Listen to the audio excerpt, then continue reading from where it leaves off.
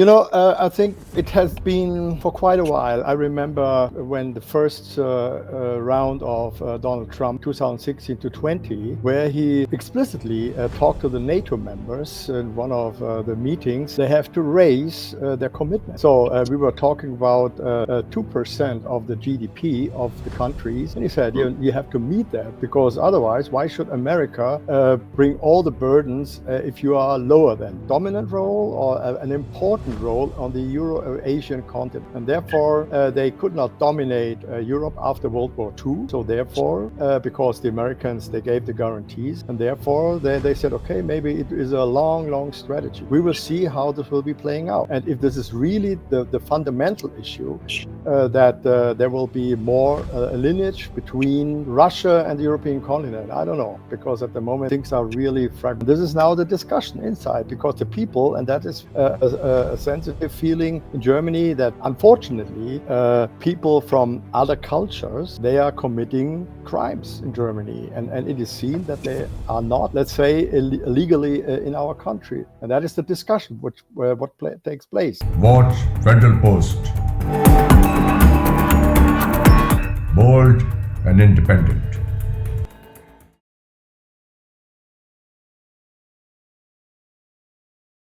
Hello, good evening, and welcome to Talking Politics. I'm joined by Peter Beschnidt. Thank you very much for joining me. Peter is currently based in Switzerland, and let me share with you what he has been doing in the past. He has served the German military for over 40 years. He visited Afghanistan in 2006 and Islamabad in 2005 after the devastating earthquake.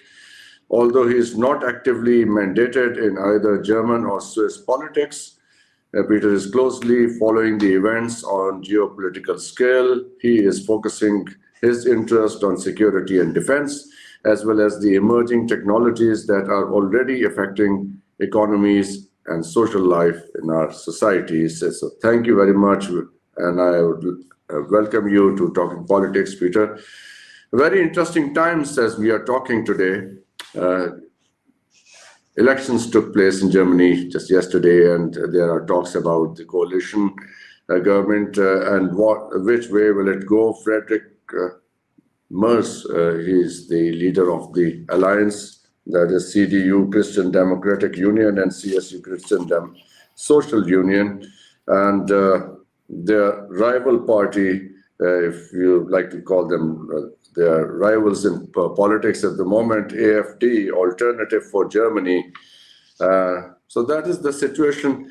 My question is, how has J.D. Vance's speech on 14 February at the Munich Security Conference and the recent developments, other recent developments, the potential peace talks in Riyadh, how have these developments on the global scale affected, or in Europe, the way situation is developing? How has that affected the outcome of the German elections now?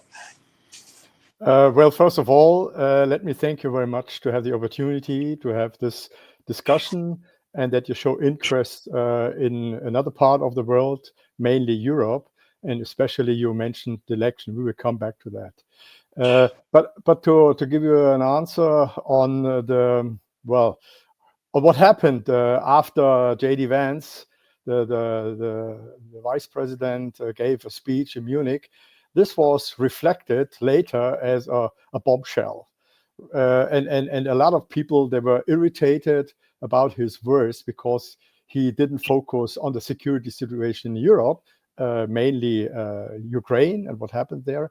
No, he focused his speech on the attitude and the way in Europe things are handled, like the freedom of speech. By the way, it's not the freedom of opinion. So that was then interpreted as, well, kind of a rude statement by the new vice president. But anyway, I think it was a wake-up call in order really to go into that. And recently I saw, just the other day after that, I saw an interview with him at the CPAC, that is a big event in the US, where he was asked again. And he again makes the point saying that these are fundamental principles, freedom of speech. And if this is not guaranteed, he says, America will not be with you. So that causes a lot of, stunning and even sometimes anger, because then they have to find a way.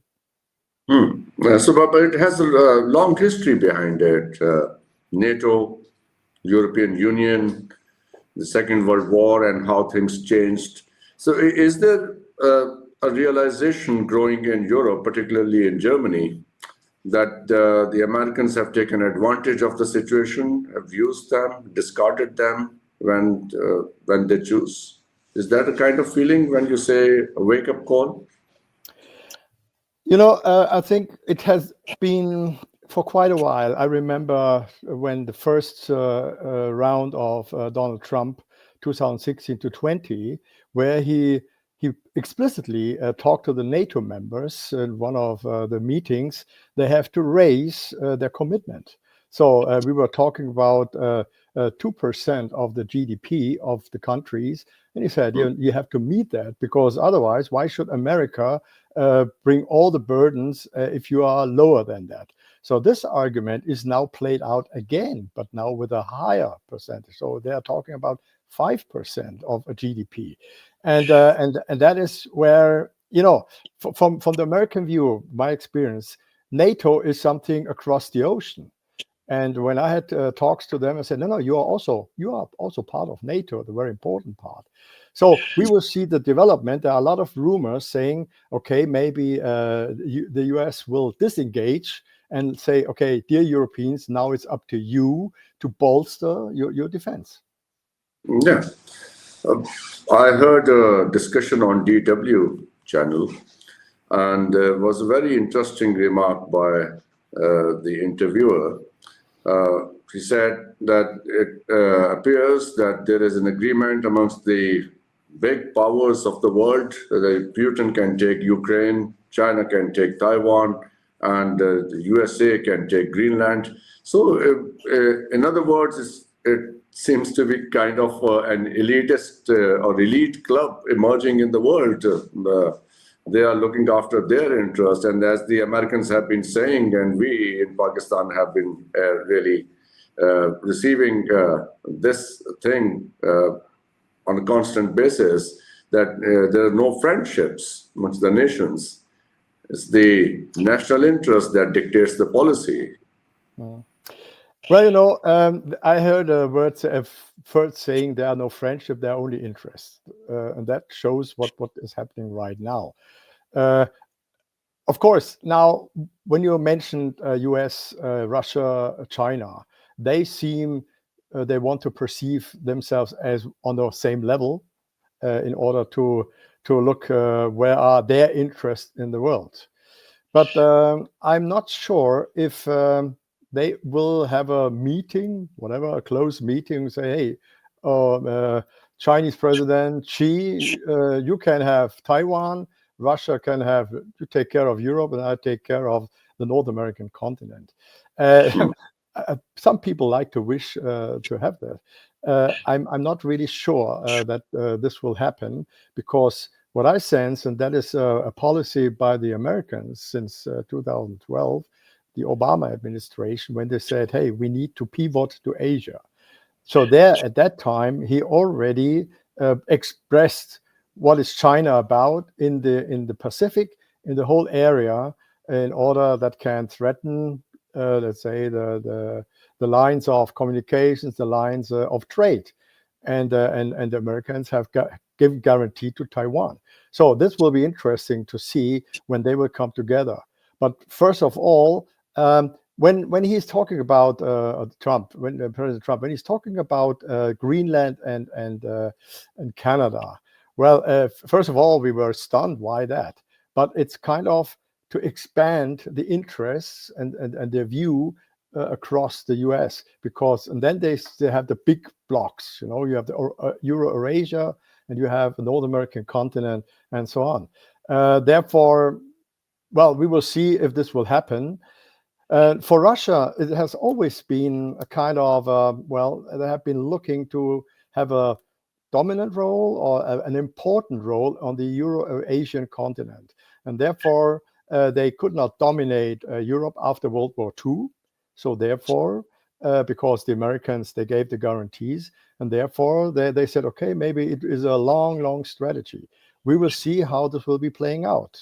And if this is really the fundamental issue, that there will be more a lineage between Russia and the European continent, I don't know, because at the moment things are really fragmented. Don't you think there are signs emerging in Europe that indicate a bleak future for the European Union? My reference is Bulgaria. There were protests against adopting euro, and they were quite violent protests. So how do you see that development? Well, you see, Bulgaria, Romania, and all these countries, they are quite new members of the European Union. And I think what they want to avoid, and by the way, Poland, as a now quite a long member of the European Union, they have refused to take over the euro as a currency. And I think that happens. And that's why there are the protests in Bulgaria. They don't want the euro as the currency because they see that they cannot manage it. Like Poland, they say we want to be independent. And that's a view which is quite, well, astonishing, but it refers to their GDP and to the way to their economy. Maybe that doesn't fit, but that's our signal. That's a signal, because we have not heard even one word of criticism from President Trump for President Putin. It looks all right. He's having nice talks with the Chinese. He's sitting with a monarchy in Riyadh. So, which gives us an impression that this whole idea of democracy and promoting democratic values was a sham. On the one hand, you are hanging out with a socialist regime, which you have been so critical about. You are okay with the communist dictatorship, as you have been calling the Americans in Russia, and now it looks all right, and you are rather critical about your allies in Europe, your friends in Europe who have shared democratic and all other values in the world with you. Yeah, fully agree, and that's what makes that's what is astonishing, you know, that now the things are turning the opposite, or the impression is that things are turning the opposite. Like now, the President Trump is sidelining with Vladimir Putin, but on the other hand, I think we need to understand that the blockade, which was practiced by the Biden administration, what I observed. So not talking to the Russians is maybe not the best approach, or was not the best result. So the point is, at least you have to talk on that level. But concerning the democratic values, now I think our government, a representative of the German government, that is what they are outraged. They say, no, we are living a democracy. We have our, let's say, the basic partition of the powers, meaning you have the parliament, you have the executive, and you have the jurisdiction. So all these things work in our country, and we have gone through it. What we and our have to listen when, let's say, it was mainly about the COVID crisis, when suddenly people were shut up. And that is what I think J.D. Vance mentioned. Be aware, this is not what we like. So people have also to speak up. And that is, we have to reflect of his words. So all these things together, they were somewhere at the bottom of the voting that has taken place yesterday, and it has affected the outcome of the results. These realizations, these points, it's not just you and I talking about it. I'm sure everybody's talking about these things. So although it was not discussed openly in the election campaigns, the focus was on the environmental issues. That has been a traditional thing in in the German politics, but now this. Yeah, but you see what happened. That is the main focus was and for the election. When I come now, focus on this was I think the economic situation, the prices. You know what the people feel, and it was the immigration, the illegal immigration. So this was one of the key pillars, in order how to stop it.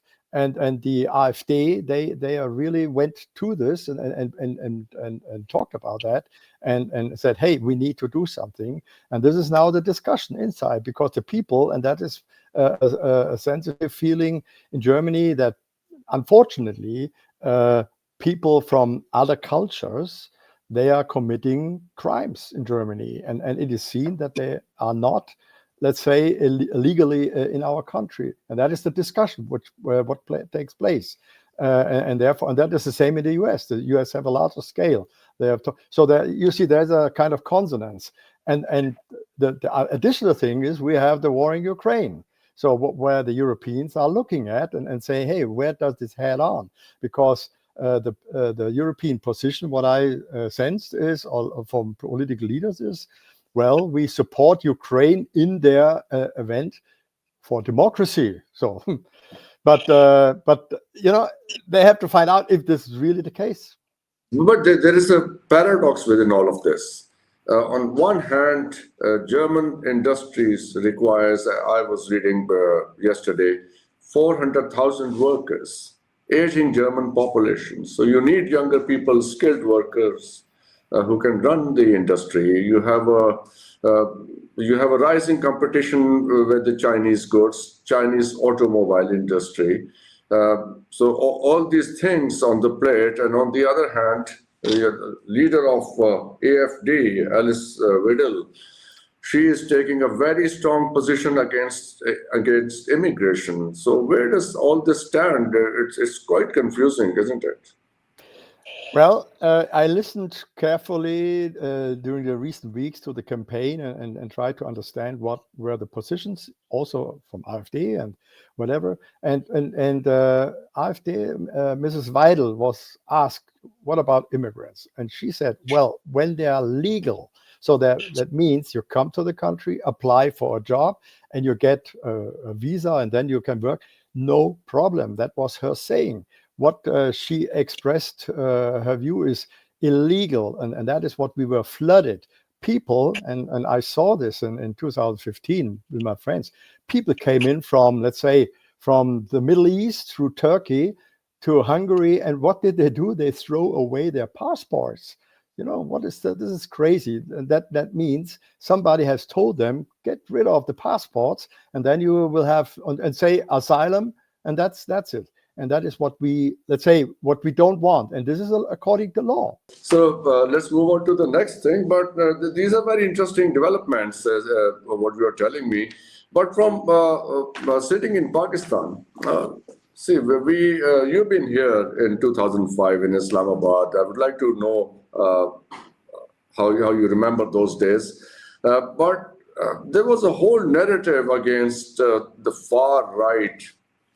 Now, this is a tricky thing from the point of view where I'm sitting. The far right in this country were known as fundamentalists, Islamists, and extremists. Now, the far right comes into power in the United States, in Germany, in India, in all other major countries of the world. So all the far right coming into power, what does that mean, and what kind of signal does it send to the world? The part of the world which was criticized for having extremist views. It's a very good question, because we need to find out what is far right. It may be, as you mentioned, in your country, what you call extremists. Let's say, talk about the Taliban, who are in some areas of Pakistan, which are not really the friends. So that they represent a certain ideology, a certain extremist view of the religion. So that is something where you call them far right. let's say in our country, it's what is a far right? Far right is standing for traditional values, so for family values, for a rule of law, so to the respect of law, which is a fundamental of our society. And maybe there are a few guys who let's say praise, I have to say, have praised the Nazis, the Adolf Hitler, which is, I need to say, it's not the common view in Germany, because we had our history, so that's not. But these voices are already also there. That means they can express their view. And in the US, well, you have the Democrats, you have let's say the liberals, and you have now the conservatives. And what they are doing is they say, well, this policy of DEI, that means diversity, equity, and whatever, so inclusiveness. They don't want that, and therefore they make this change. So, but all in all, and that is the main question.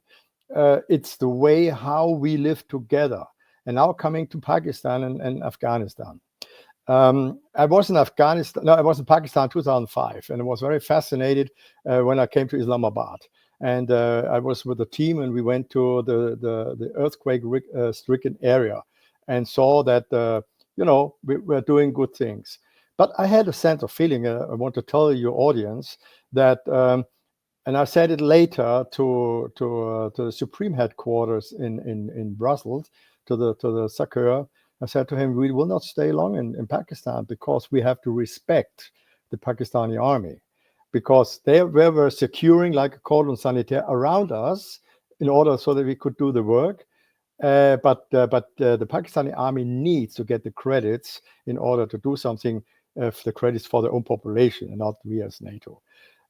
So that was one impression. And one day I went to the mosque, and I went to the the big Faisal mosque, and some of the market. Very impressive what I saw in Islamabad. Afghanistan, well, that was also interesting to see what is the value. And I said to one of the mullahs, I said to him, it's a high-ranking mullah, I said, hey, we need to build bridges between our cultures. And he was saying, no, not really. I said, okay, that's not good. But this was his ideological impression. And it's not stands for everybody. But I said, when you only follow said everybody who is not believing in the Quran and in Allah, so it will be difficult. So this is now where we are talking about let's say the call the conservative and the right-wing views. Because I was thinking, because a certain type of Islam was favored in the West in the previous 2 decades. And one brand was declared that they are the extremists, they are holding the extremist views. So that was the kind of situation. But very interesting what you are telling about Pakistan. How do you see the cultural difference between Afghanistan and Pakistan? Because we see it in a different way. You, as a European, maybe having a different point of view about it. Well, it's very difficult now to give a good, concise answer. I can give you my impression, because I know Pakistan from my visit. I know from my contacts also here in Switzerland. I have good contacts to the Pakistani people here, and in Afghanistan, what I sense, you cannot say this is Afghanistan. It's a tribal, let's say, community. There are different tribes, and I assume in Pakistan it's the same, because the reason, when I learned from history, because before it was India, that it was the Muslim part, and you separate it from India. So, but inside Pakistan, I think there will be also different, let's say, tribes and big families, and whoever wants to have influence. And that is what I sense in Afghanistan. Even, we were in the north, so the northern part of Afghanistan, beyond the Hindu Kush, they were totally different than when you went to the south, in the Kandahar and these areas, or in the west. So it was a really, let's say, fragmented society, and how to bring that together. And the same, I think, is with you. with Pakistan, and you could see it as the contact line, the Dura line, what you call, where all the big families, where they live and cross country. You have to manage that. But very fascinating, by the way. Yeah, there's an argument emerging in Pakistan, especially after the taking over of BJP's government in India, the far right Hindu nationalism, that the two nations theory, which divided India between India and Pakistan in 47, that was right, because that was put to test, that was put to criticism by the leftists and the liberals, that the division was unrealistic and all that. But now coming of the far right into power has in a way justified, it has made it look justified, whatever happened 75, 76 years ago. So that is the kind of position now. Far right taking over elsewhere will further endorse this idea of nationalism, of regionalism, of separation. How do you see this? Because what the whole idea for which we were criticized, that is being endorsed everywhere else in the world. So we feel very happy, comfortable in a way. When you talk about, and that's correct, I think there's a kind of a movement towards more nationalistic approach and views, because what we call the globalists, and what is I think the people, they fear about that.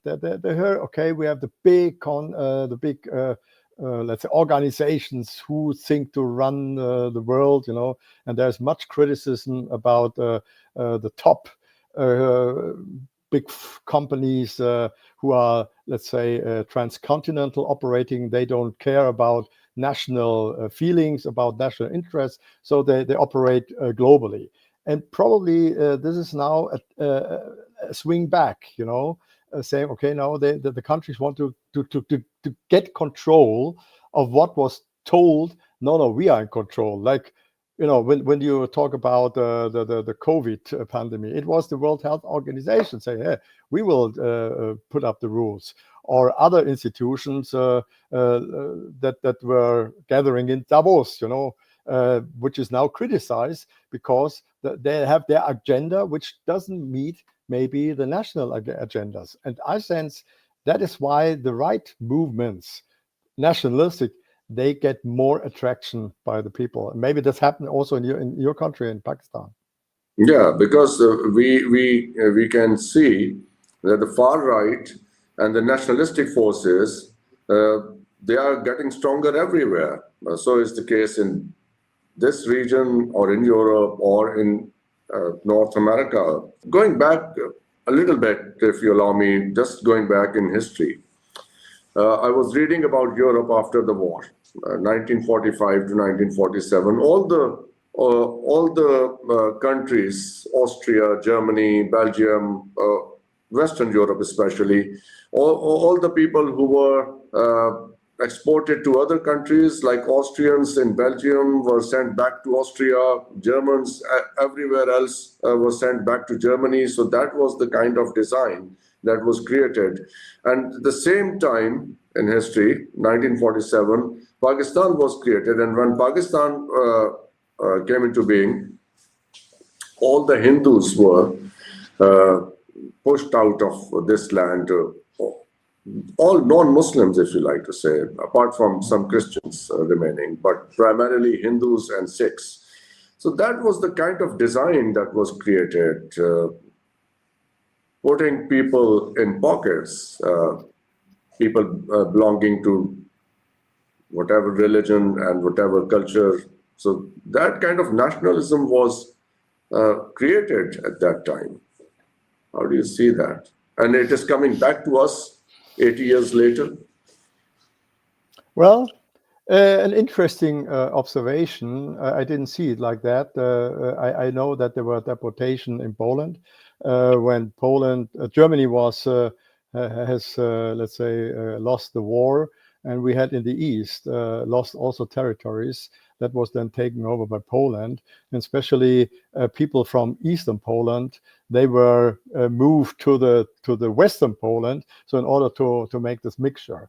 But the Austrian and Belgians, nowadays it's not a point, because we are in a European Union. We are kind of living in democracy. That is not really an issue.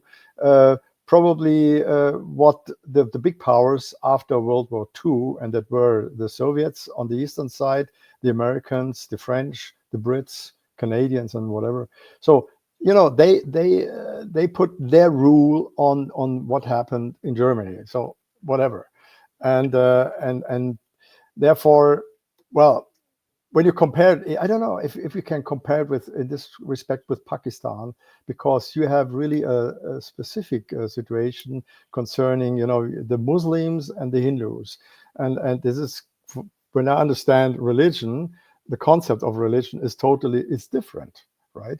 And why it has come to the separation, why this was forced. Well, honestly, I have to dig into that history as well.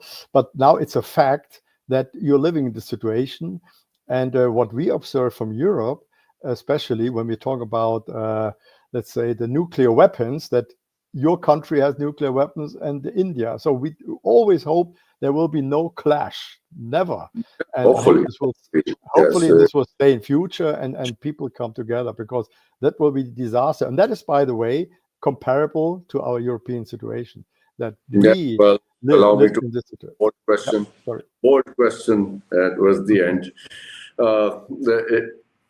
As we saw Brexit taking place, the Brits leaving the European Union, and now the way things appear to be, the moment and the kind of nationalistic feelings all over Europe, not just Germany.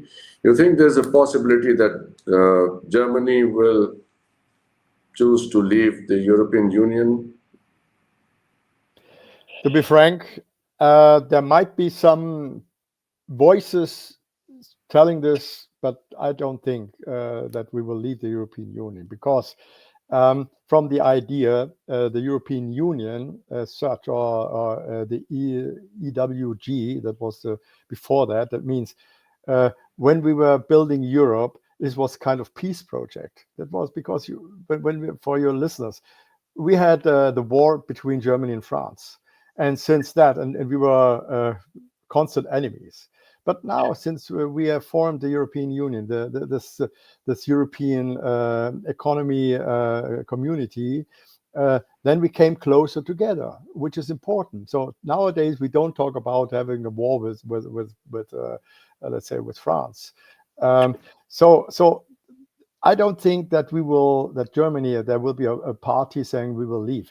What is a valid point is, maybe we have to reform. We have to look at the European Union as a big body which dictates everything, and that is something where some of the nationalists, they want to oppose. They say, hey, you cannot dictate, let's say, your view on our specific country. Look at Hungary; they are not happy with that. Some part of the Germans, like the AfD, they are not happy, and I think there we need to have a fundamental discussion how to run this. Otherwise, well, then it's a matter also of the economy, if this is sustainable or not. Because in a situation where the Americans are withdrawing their military support from Europe, Germany staying closer to France appears to be important, because France has nuclear weapons that provides a guarantee against the Russian nuclear capability. Because if France didn't have nuclear weapons, you would have to seek this guarantee from the Americans, the nuclear guarantee, if anything of that kind happens. So, or maybe in the days to come, if this kind of situation prevails and nationalism, or this kind of nationalistic feeling grows further, Germany would want to think about having its own stronger military and perhaps even nuclear weapons? No, to be frank, I don't think so. Because and by the way, if even if the Americans choose to disengage a little bit more from Europe, which means they will take probably troops out of Germany because it's a matter of money, I think that the nuclear umbrella will still keep. If they will not guarantee this nuclear umbrella, then you can tear down NATO. Then it's no longer any value, because that is the let's say that is the guarantee. You have to see, and now I'm coming back in the 70s, 80s, where we had a situation, we had the ICBMs, that means the intercontinental ballistic missile, piled up in the United States and at that time the Soviet Union. And then the Soviet Union, they created called the intermediate range missiles, SS-20, what they call.